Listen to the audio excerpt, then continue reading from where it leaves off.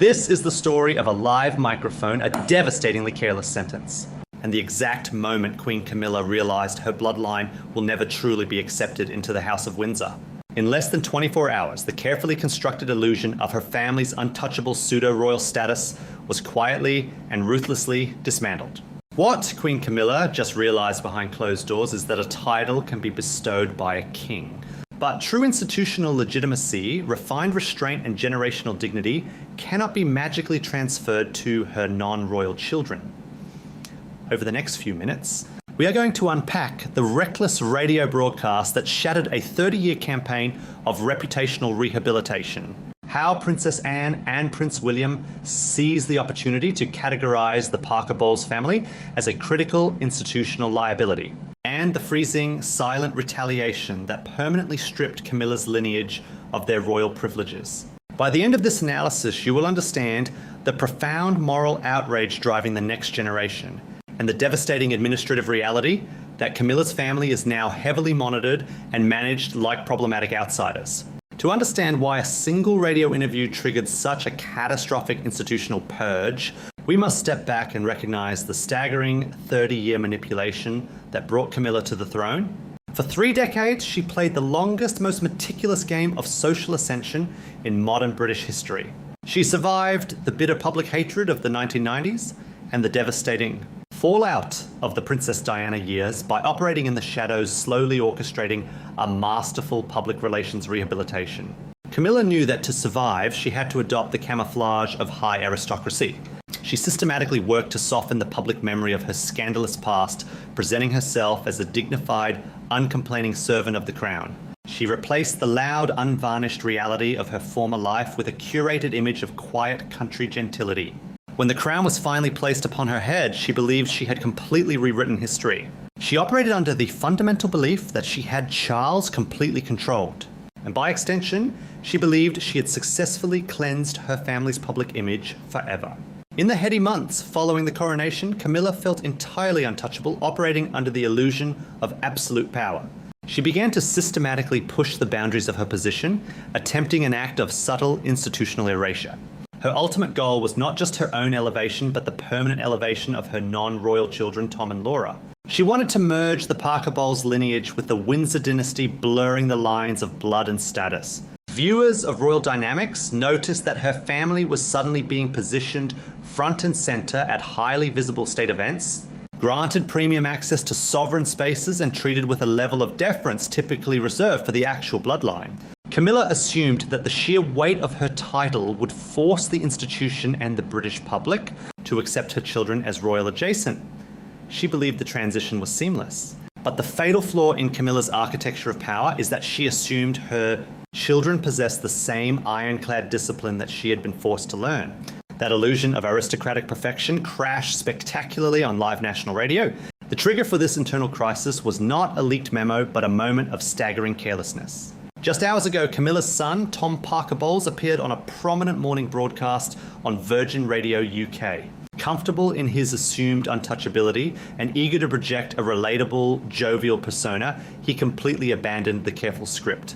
In a fleeting moment of unvarnished honesty, he recounted an anecdote about his mother, casually breaking her heavily guarded regal facade by revealing her historical penchant for profanity. He jokingly quoted her using a remarkably crude phrase suggesting someone should shove a lemon where the sun does not shine. It was a single vulgar sentence, but it carried the devastating weight of a detonated bomb within the palace walls. The global press immediately seized upon the broadcast, weaponizing the contrast between the Queen's manufactured image of supreme majesty and the undeniable reality of her family's unrefined origins. Tabloids and commentators mocked the transparent attempt to whitewash the Queen's history, pointing out that beneath the historic diamonds and bespoke gowns, the unpolished reality of the Parker Bowles bloodline remained unchanged. It was a catastrophic public relations disaster that instantly resurrected the ghosts of the 1990s. For Camilla, it was a moment of absolute visual and social humiliation. The pristine aristocratic mask she'd spent 30 years gluing to her face had been carelessly ripped off by her own son on live television. But the true danger was not the public mockery. The true danger was how the senior working royals interpreted this lapse in judgment. The discovery of this vulnerability did not result in a screaming match in the drawing room. It was analysed with freezing precision by the ultimate guardian of the royal brand, Princess Anne. The Princess Royal possesses the fierce, unyielding institutional memory of the crown. She does not care about tabloid gossip, but she cares deeply about the dignity and survival of the monarchy. When Anne reviewed the transcripts of the radio broadcast, she recognised it instantly as a profound moral and operational threat. What appears to be true, according to those familiar with the internal dynamic, is that Anne took the evidence directly to Prince William. They understood that this was not merely an embarrassing family anecdote. It was forensic proof that Camilla's extended family lacks the foundational restraint, discretion and duty required to operate within the sovereign orbit. They were a loose cannon, an unchecked liability threatening to drag the prestige of the crown down into the gutter of cheap celebrity culture. This is where the story changes, shifting from a public relations embarrassment to a silent, ruthless administrative execution. William and Anne did not issue an angry public statement. They did not confront Camilla in a chaotic, undignified argument. They killed with forensic administrative precision. Prince William, recognizing his absolute duty to protect the legacy of his mother and the future of the institution, utilized the massive quiet weight of the administrative state to strip the Parker Bowles family of their assumed privileges. He initiated a strict binding internal directive quietly referred to within the palace as a liability containment protocol. The future king dictated that because the non-royal family members posed a demonstrated risk to the sovereign brand, their access and public associations with the crown must be permanently restricted. The execution of this silent retaliation was breathtaking in its subtlety. Camilla did not receive a threatening letter. She simply hit an invisible, impenetrable wall. Overnight, the digital and physical access logs for her children and extended family were quietly revoked. When Tom Parker Bowles' team attempted to coordinate his upcoming book, tour, and commercial appearances using the palace communications channels, their requests were entirely blocked. They were politely informed by William's Central Administrative Office that they no longer possessed independent clearance to utilize royal assets or invoke the Queen's name for commercial or public relations purposes without grueling multi-level vetting. Any future access to sovereign properties, joint family events, or royal transportation would be treated strictly as external corporate requests, requiring the direct signature of the Prince of Wales's communications director. The visual humiliation for Camilla was absolute. What looked like a routine security update was actually a total dismantling of her social empire. She was forced to watch as her own children were administratively downgraded from pseudo-royals to categorized security risks. They were no longer permitted to walk through the main entrances. They were metaphorically and literally directed to the side doors. This was the silent execution of revenge that William has perfected. He used protocol to expose the ultimate truth of the modern monarchy. Camilla may sit on the throne. But William controls the gates, and he will not allow a vulgar bloodline to contaminate the institution his mother sacrificed everything for.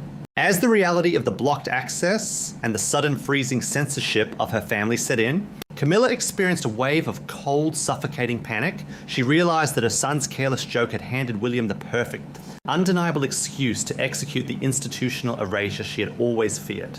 Stripped of her illusion of absolute control, financially walled off by her stepson's PR apparatus, and publicly humiliated by her own bloodline, she knew the trap had snapped shut. Terrified by the sudden collapse of her family's elevated status, Camilla retreated to the one remaining card she had left to play.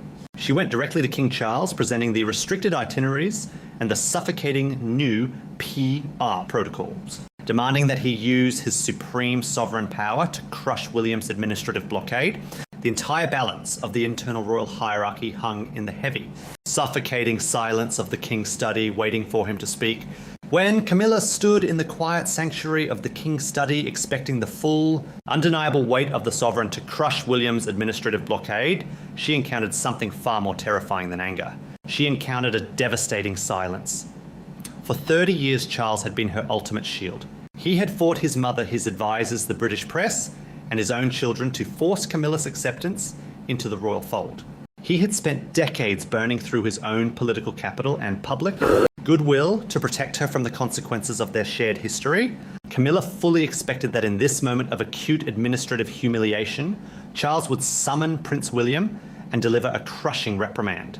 She expected the king to remind his heir that Camilla was the queen, that her children were now an extension of the crown, and that the liability containment protocol must be immediately shredded. But that is not what happened. What appears to be true, according to those familiar with the internal dynamics of the king's household, is that Charles simply refused to intervene. He did not yell. He did not defend his wife's family. He looked at the transcript of the radio broadcast, sat in the suffocating quiet of his office, and did absolutely nothing. This was the psychological climax of Camilla's decades-long campaign for power, and it ended with a freezing realization. Charles is no longer the rebel Prince of Wales fighting for his mistreated lover. He is the king, and as the monarch facing his own profound vulnerabilities and the fragile state of his reign, his primary overriding duty is the survival of the crown. Charles knows with forensic clarity that the dignity of the institution is its only true currency. To defend a vulgar radio broadcast and demand that the Parker Bowles family be granted unrestricted access to the sovereign brand would be an act of institutional suicide. To publicly or privately dismantle William's invocation of the containment protocol would signal a divided, chaotic monarchy that allows external liabilities to dictate its operations. In that singular moment of silence, Charles chose the survival of the institution over the social ambition of his wife's bloodline. Camilla learned the hardest lesson of her royal life. The king will no longer save her family from the Prince of Wales. To understand why this public relations lockout is so permanently catastrophic for Camilla, we must examine the staggering commercial desperation hiding behind her royal title. The public sees a queen riding in gilded carriages and waving from the balcony of Buckingham Palace, but behind closed doors, the forensic financial architecture of the firm tells a remarkably different story. Tom Parker Bowles' entire brand, his lucrative culinary career, his book deals, and his social currency are inextricably linked to his proximity to the throne. By cutting off his access to royal communications channels and sovereign properties, William did not just hurt his feelings, he executed a flawless commercial strike. That detail matters immensely because it exposes the ultimate leverage in this silent war. Prince William is not just the heir to the throne, he is the landlord. He owns the Duchy of Cornwall, the billion-dollar real estate empire that funds the monarchies, private endeavours, and operational costs. Camilla possesses no independent constitutional funding and no vast ancestral properties of her own to fall back on.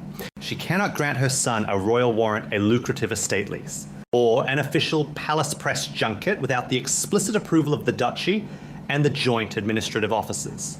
William holds the keys to the kingdom's capital, and he has legally, quietly, and permanently locked her family out of the vault. The realization that her non-royal children are now entirely at the mercy of her stepson's administrative goodwill is a psychological prison of her own making.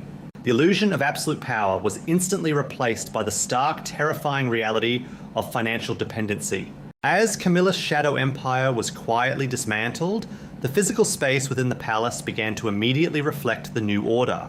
What viewers and royal analysts have noticed in the hours following this internal crisis is a profound, subtle shift in how protocol is being weaponized.